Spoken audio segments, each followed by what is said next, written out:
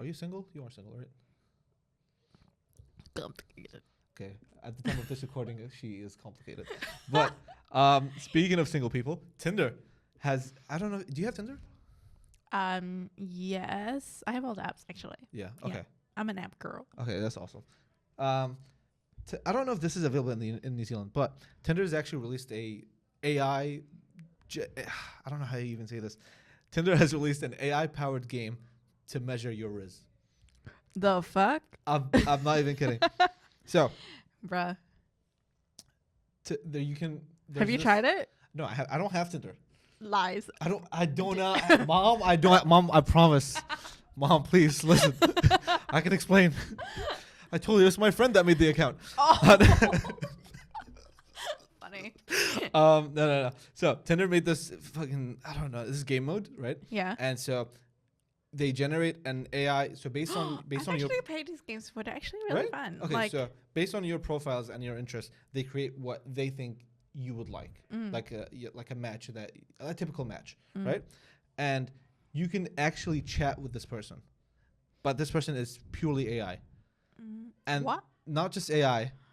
This game, like, This is a fine line. no, honestly, and the AI is made by the people that made ChatGPT, OpenAI. Okay. So think OpenAI, think ChatGPT, but on Tinder. Okay. And it's just a fun, silly little game. But at the end of the game, you get rated from 1 out of 3 based on how well your flirtiness is, which is insane. Wild. Imagine saying some out of pocket shit. Like, how do they measure? Just because Tinder, like, people are nasty on Tinder. Yeah. Like, how do you measure Rizz versus just like rank?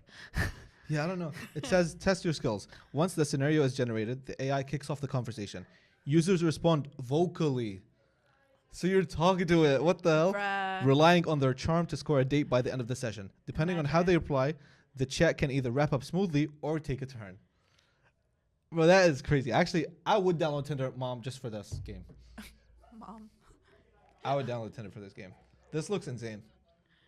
At the end of the session, users receive feedback no matter their score, highlighting what they did well and what they should build on, as well as moments that hurt their conversation and should be avoided next time. Users can then choose to save their score and share it with friends to show off their flirting skills. I think that the thing that I played was more like a time-based game. Like, you On had, Tinder? Yeah, you Oh, had okay. to like respond within a certain time frame, so you had to keep the conversation going. Yeah. And then, like, the minute that the time is up, like, let's say that you have like 2 minutes to talk to this person, and it's like Yeah. kind of like speed dating. Right. And like, you have to like keep going, and if you don't respond within 15 seconds or something like that, like, it ends the chat and you have to move on to another person. Yeah. Yeah. That's funny, man. I never knew Tinder was this fun. I don't know. Yeah, this is. Would you play this game? I don't know. I don't think I have much Rizz, but Yeah. a really cool thing though. What was it? Bumble? Yeah.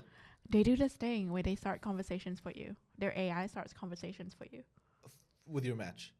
with people. Like, if you've matched with them and like you kind of just left it, Yeah. they start conversations for you. But is and it like people direct, respond or is it like hi, or like? direct. Like, actually, like, Damn. like they I don't know what they say. They like either like reference a prompt question that you have Yeah.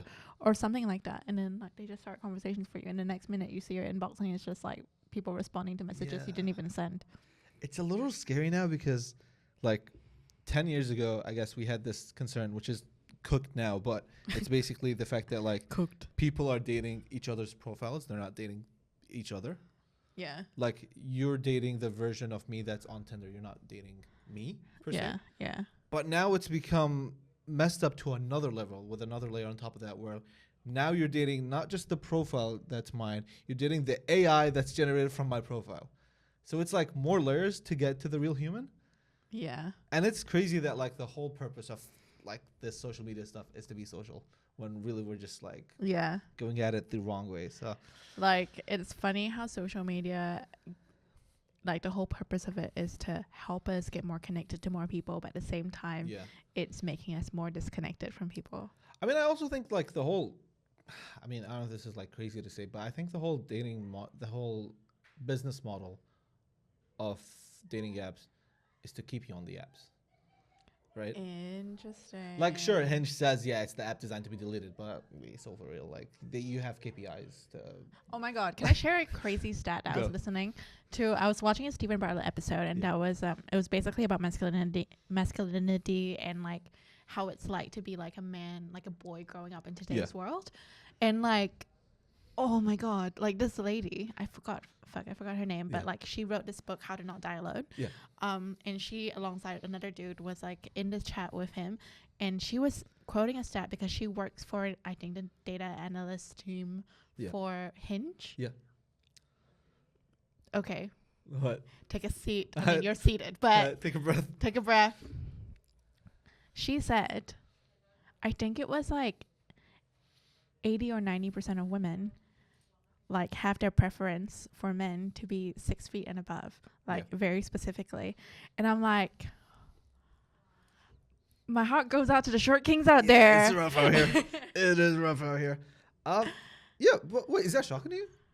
I mean, the thing is, like, I feel like it's something that is talked about. Yeah. But like, I didn't think that people had like strict criteria like that. You know, like it's just like I thought it's just something that people say as like a throwaway comment, ha ha ha. No, it's but like it's an actual thing. No, it stems from truth, man. It's tough out here. Not that I would know about that. He's 7 feet, guys. I'm 6'3", Ladies. For the record, I am 6'3".